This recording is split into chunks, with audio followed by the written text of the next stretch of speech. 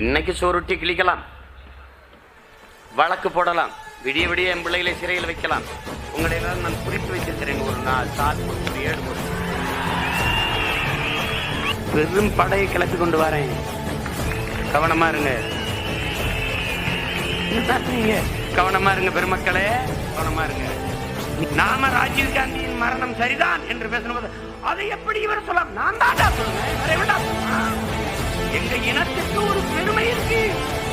நீ எப்பேற்பட்ட கொம்பனாவது, நீ எந்த நாட்டின் அடிமனாவது, என் இனத்தை தொட்டா உன்னை தூக்கும்டா என்று சொன்னார்.